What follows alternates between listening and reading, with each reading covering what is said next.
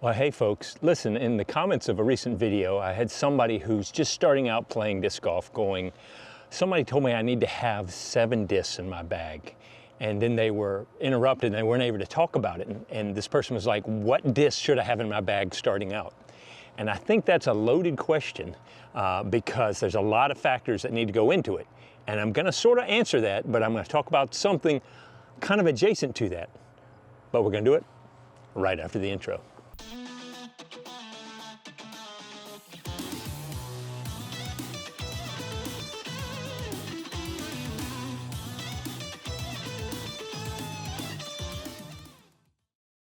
So when people ask me about what's the best disc to bag or what disc should I have in my bag, when I think about it, there's so many answers to it. It's so complex. Every person is different. But whenever I start to play a 1-disc round or when I have a minimal bag, there are always certain discs that I want to make sure I have, if I can.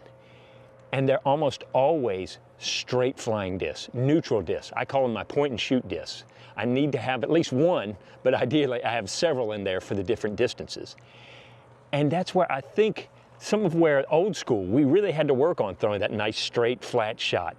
With the newer discs, with the newer technology, the overstability and stuff like that, people are getting to where they're throwing more overstable shots, flex shots and stuff like that, and being able to throw just straight down the middle, pipe it down a fairway, tight fairway with trees is becoming less of a called for skill than it was in the past. It may be just me thinking about it, but that's kind of how I see it. But I think if you can learn to throw dead straight down the middle and just consistently be able to hit right down the middle, that's going to put you in great stead for any course you're going to play. Because if you get this shot down, then you can start adjusting for other things. And that's where I'm kind of going with this video today. I'm going to talk about, are you working on your straight shots? And are you finding discs that allow you to make that straight shot? Because some of us are practicing in wide open fields and stuff like that, and we don't really need to hit those gaps. But there are going to be times you need to hit the gaps, and having those straight shots, point and shoot right at the basket and be able to hit that line is going to be so important. So we're going to talk about some different discs and talk about the whole idea of, do we need to work on and have some straight shots in our bag? All right, let's get out in the field and talk about it. Okay, so here's the situation.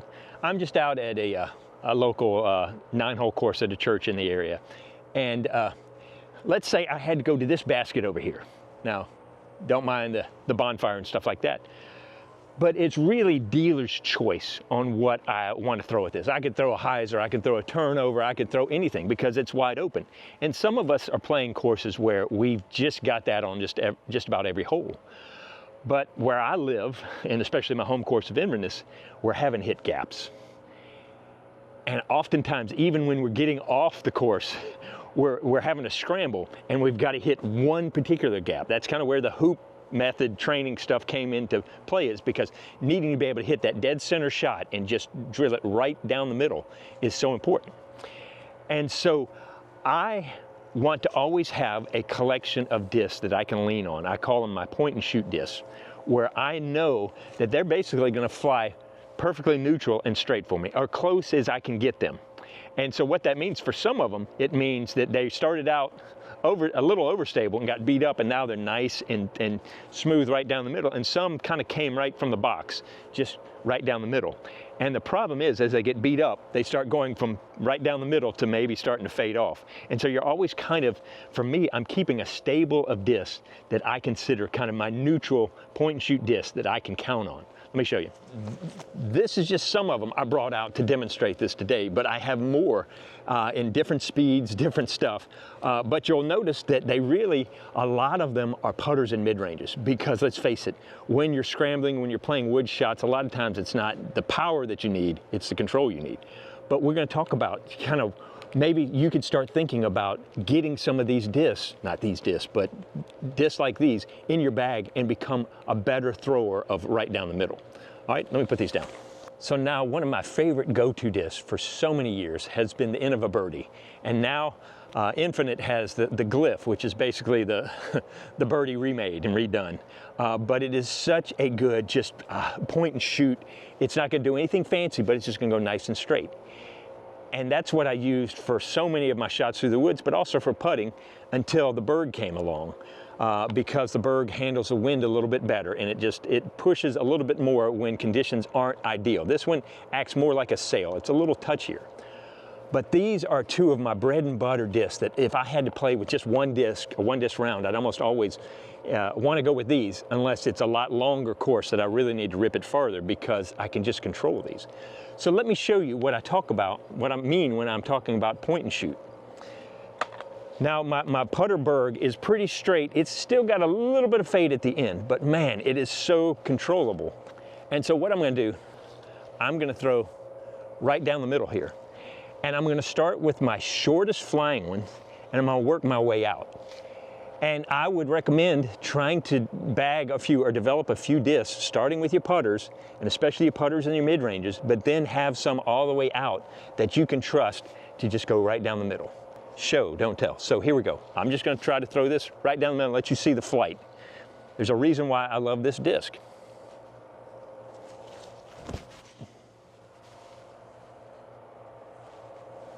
It's not super long, and I'm not trying to put full booty into this. I'm trying to demonstrate it, but you saw, I mean, it never left. If we tracked it, that would be a boring track because it's just right down the middle.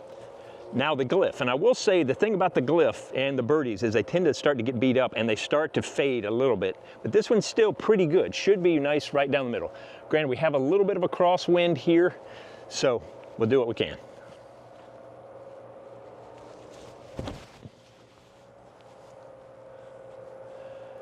That one had just you saw that wind picked up a little bit, and you saw it had a little bit of fade, but it still wasn't much. It was just right down the middle. Those discs should be pretty close together, and that's what you want, that consistency, being able to just throw it right to the target. I see a target, I throw it to the target. The problem with throwing straight at the basket is you have to regulate your speed control. Even if you get it online, you could blow by, it could float by it, or it could be too short. That's why I have a whole stable of discs in the different speeds, so that depending on what I need to do, I can regulate some of that blow by or being too short by my disc selection. So then not only do I have the Berg and the birdie, and usually I carry the Berg and not the birdie because they're both about this wide, so you put a couple of those in your bag and suddenly you don't have room for anything else. So I'll keep one of them, but if I have my big bag, I'll have both of them. Another one that a lot of people like, and I do too, is the range. Now this one's starting to get a little fade to it too, but these are such point and shoot discs.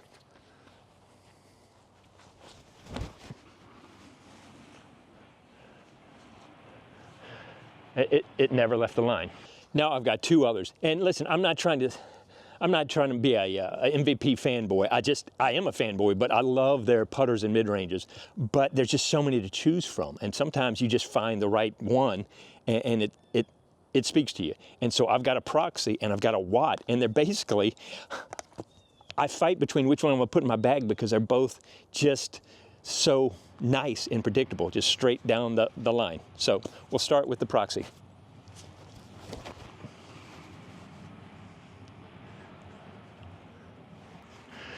So far, I'm not doing anything, I'm not editing. These are all just the first throws I'm doing with these. I mean, that's how predictable they are.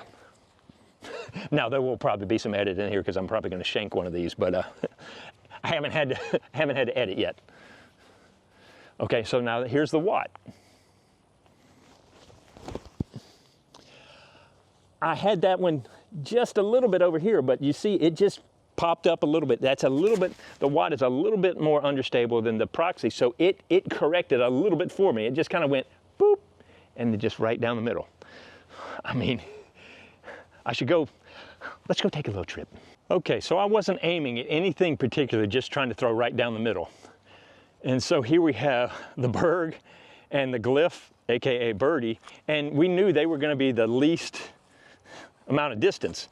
But then the range, which has a little more glide to it, right here, and then the Proxy and the Watt. And they're all in a line in about a 10-foot section going this way. They all stayed within this 10-foot line from from where I threw to where they landed. They're all just lined up here.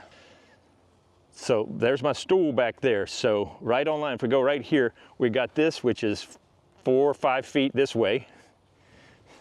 And then we got this guy that's 4 or 5 feet that way. Look how crucial that would be when you need to hit a shot right down the middle. Let's see how far. And you notice each disc started getting progressively farther because of their flight characteristics, their speeds, etc. I knew the proxy was going to be the farthest, and then the watt was going to be a little bit shorter, but about the same. And now I wasn't giving these full beans run, and my proxy is at 240 feet right here. So just having this as my putters, you know, I've got things covered from 0 to 240, 250 feet if I pushed it. Maybe a little bit farther, but that's where the mid-range comes in. But I've got so much control with these discs at this range. It really is quite helpful. And keep in mind, your distances may vary, but you can start developing a bag where you know exactly how far you throw each of these discs. And it really becomes a great tool to go, okay, this hole or this approach shot, most of the time, let's face it, it won't necessarily even be off the drive, but it might be that second shot to get you out of something that you've only got one tunnel to the basket and it's 225 feet away. Well, hey, let me pull out my proxy and see if I can make the shot. That's where you start building in the knowledge of your game and what disc to throw and how to throw them. That makes sense? All right, let's move on, because these were the putters. Now let's talk about mid-ranges. So let's face it, the proxy and the watt are starting to move towards, they're starting to kiss into the mid-range area. This almost flies like a mid-range in some degrees. It's getting there, but it's not there. So now we're gonna pull out kind of our mid-range specials. And I both love this, this niche of discs, and it drives me crazy because there's so many good ones out there, and I'm always kind of chasing after the next good one, because the reason why is because I had this Vector. It's not even made, it's out of production from MVP, but I've thrown this for years. You can see all the aces I've gotten with this disc. It has been my reliable friend for so many years, and trying to find one to replace it has been a journey. It's kind of like, you know, you never forget your first love, and this has been one of my loves for a long time. The problem is, I don't want to lose it. It's got too many A signatures on it, and it's starting to, after so many years of just abuse, it's taken like a champ. It's starting to no longer be that point and shoot. It's got a little bit more fade to it than I want. It's still very useful, but it's time to retire this. So let me throw it, see how it does. This has been in I have a little ace bag with discs that I've aced that I keep over on the side. And so this hasn't been out, hasn't been thrown in a while, but discs meant to be thrown. All right, so let's see how straight it is.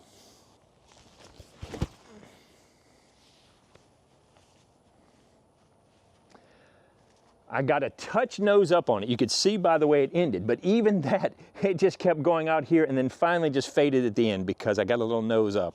But still, so reliable. Just, I could trust it. Go down this fairway all day long. Well, what about a brand new disc? And I think that's where you have to start shopping around and find out, first of all, how you throw. Do you tend to release a little bit more on hyzer?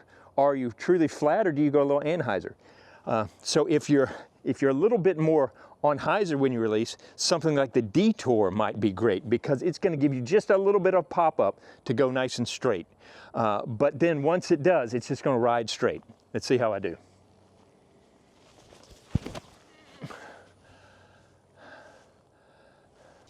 I realized I'm in pine straw here. I need to clean this off. I had a little slip, but even that, hopefully you could see that it popped up and rode straight. I just released a little early and I didn't give it the full snap, so it didn't get that ride up.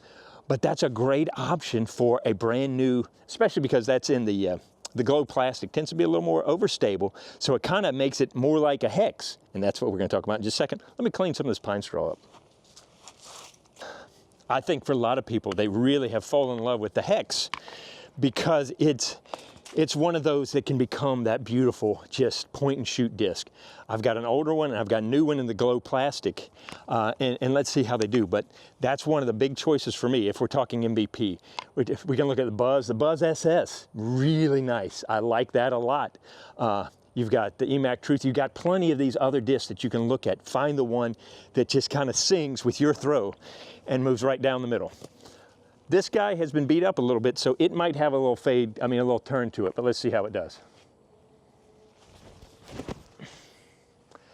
Yeah, a little bit of turn. I also released a little bit more on Anheuser. I kind of came across it like this. Not my best result. In my head, I was thinking it was going to be flippy, and I kind of made it come true. All right, how about a regular hex? Glow hex, pretty new. Right down the middle, touch nose up and look at it fade. See, that's a brand new hex. That will beat in. Here's the other side of it. That disc is going to be a great disc as it gets beat in, because right now it's going pretty straight with a decent fade to it. But man, I play some rounds with that and just keep playing it, and all of a sudden it'll go, instead of fading like this, it'll start to stay straighter and straighter until eventually, hopefully, it's just going to cruise right down the middle.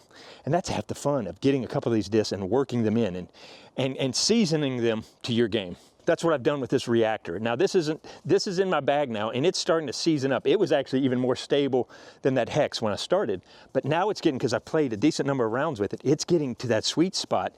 It may be the one that takes over for my Vector, that it's just gonna be out there and doing this. It's still got a little bit of fade to it, but I'm really liking where this is going as becoming a point and shoot mid-range. Kept that lower, and you see it's just right down the middle with a little fade at the end. Did you see that? It just never wanted to do anything but go straight until right as it slowed down at the end, and just was a soft fade down here. So very reliable for me to get through a gap. And then you've got things like, I love the remix disc, and there's a Torpedo, which is basically the Mint Mustang. I love these discs. I just picked up a Mint Mustang from DFX discs that I've got in my bag right now, my glow bag. Same thing. It's just, these are nice, right down the middle. A lot like a hex, reactor, buzz, truth, fill in the blank.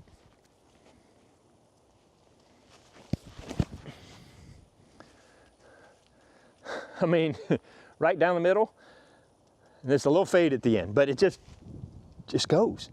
And that's so fun and trustworthy, that when you have that shot in your bag that you can reproduce over and over again, can get you out of trouble, but also can get you right by the basket, hopefully whenever you need it. Okay, now we've got the final, and I'm going to lump them together. We've got fairway, then we're going to drivers, because these get a little touchier in more ways than one. One of my favorite point and shoot fairway, and granted, it's right on the edge, it's 6.5, but so 6.57, the Crave. And this is a new one that I'm cycling into my bag because my old one I've been using so much that it was starting to just fade out. So I'm in the, right now, let's face it, it's getting cold out. This is a perfect time to start seasoning up your bag for next year or working on your glow bag. And I want to do both by putting in a glow Crave. And so this one's got a little bit more stability than I want, especially with this wind. It's going to fade out a little more, but this is becoming a great next step up from the mid-range straight thrower. Let's see how we do. Oh, did you see me turn it over? I released it like this, but it still was fighting out. So if I'd thrown it flat, it would have scoobied on over to the left. But so getting that perfect point and shoot disc is not just you purchase it off the shelf or you purchase it online, and most of the time it's right there. You've got to season it in. And different plastics, if you haven't watched Greg Six Sided Disc, you notice you will find out that the discs can vary drastically because of plastic or just weight, all kinds of stuff. So you've got to work with the disc and find the one that's gonna sing the song of straightness with you. And that's where I was pleasantly surprised when I was up at Maple Hill and got the bokeh. And I thought it was going to be a little more overstable, and this is becoming a great point and shoot 7-speed.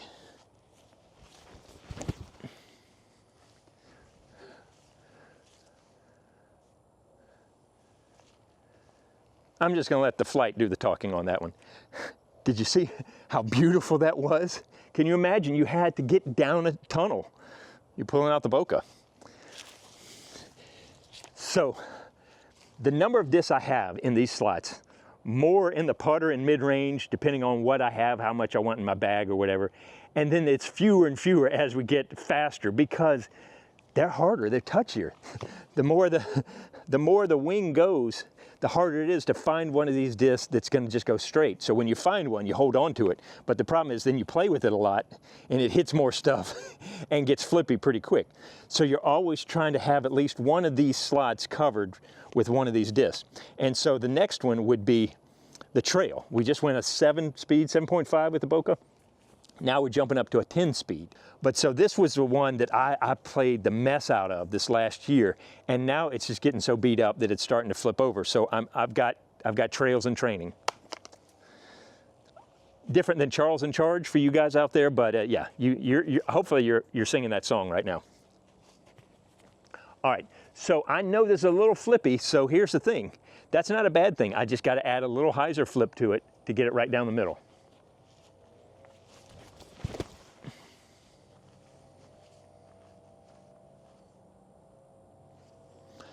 And with the hyzer flip, because it's flippy, it never wanted to fade back to the left. Now the problem with something like that disc, a little bit more understable, is in windy conditions, it really is going to get a little more squirrely. But now this is one of my favorite ones that I've been using for a couple years now. When I need to go long and I need to go straight. It's my 14.5 speed Relativity. And it's so what it is a 14.5, 5.5 glide, and a -3 and a 1.5. So I think some of what's going on here is because the -3 is counteracting with the fact that it's a 14.5 speed, that it's just letting me just put it on a line and it's holding it. So let's see. I really should have filmed. I threw this once in warm-up and it was beautiful and I didn't record it. So of course this one's not going to be as great.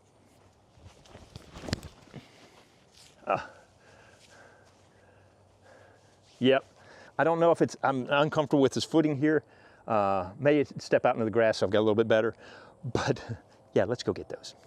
I just want a good one with this one.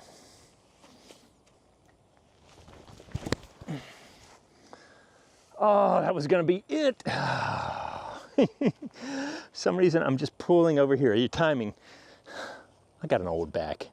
Let's face it, I threw a couple warm-up shots. I had a window about this big where I was just kind of grooving, and I'm on the other side of that and my back's going, don't throw these hard. So now hear me out. Just because a disc is neutral, or what I call a point and shoot disc, doesn't mean you only use it to throw flat. As a matter of fact, I think these are some of the most useful discs because you can shape your shots with it. When we talk point and shoot, what that basically means is that it's going to follow whatever nose angle and launch angle you put it on and follow that line. So that means it's very controllable. For instance, I'm just using this, I made this up, this little hole right here, going to that basket out there. I can just throw straight at it, but I can also use a neutral disc to hyzer, or I can do an anhyzer. I get to shape the shot with a neutral disc. So here, let me show you. Now we know this hex is a little bit more overstable, so I don't want to cheat and throw a hyzer with it because that would make more sense. So I'm going to throw a turnover shot with this. But because it's fairly neutral, it's just going to hopefully fade this way. Wind's going to sit on a little bit, but let's see if I can shape it. And I feel much more confident with a neutral disc that when I throw it, it's going to do what I want it to do.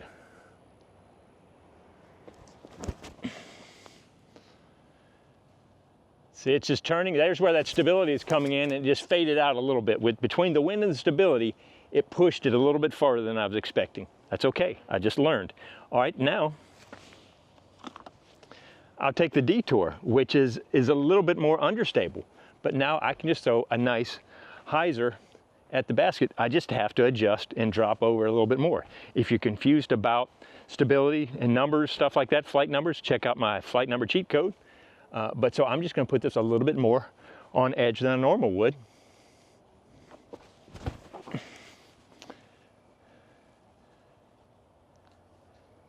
And it rode right behind the basket. And then finally the fun shot right down the middle.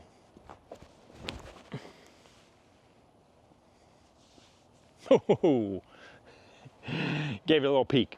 But so don't just think when I talk about neutral disc and throwing flat, that's the base, that's the beginning. Get good at that. But then once you've got that down, you can start to shape the disc and do all this other stuff with it. Yeah, I know. I'm awesome. It's tough being me. It really is. Does that make sense? So we're not just pigeonholing ourselves. We're expanding our knowledge as we figure out how these discs work. And we're using neutral discs to be able to do all kinds of other stuff. Hope that helps. All right, Pete, so I kind of get it. You're talking about having some good straight flying discs and learning to throw straight. Well, how do I start? Well, I'd start with a putter. Start short and work on getting that deadly, 200 feet and in, 150 feet and in, where you've got a disc that you can just put right on line, and it's just going to work to the basket. And once you get that, you can start adding discs that have a little more distance to it, but you'll start to build a foundation where you're learning how to throw nice and flat right at the target. And if you can start building that in, man, it makes some of these courses and some of these holes a lot more fun, because you're not having to, oh, I got to get around this tree, I got to do this because they're right where I want to go. I can just go right at the basket. And it's really pretty cool. And you can do some fun ace runs with it, but that's a whole nother story. But so yeah, if nothing else, putter and mid-range, if you can find one of each that is just dead straight for you, I think keep that in your bag, hold it in your bag, and then work on the other stuff later.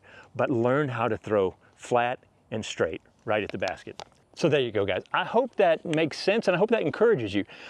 We're in this journey of figuring out our games and figuring out our discs that are going to help us with the game. And I think one of the things, if nothing else, take this principle away. Work on being able to throw straight and accurate. And maybe start close and start working your way out further and further. If you can start to get discs and groove in your throw where you're getting deadly just right down the middle, that's not a bad thing.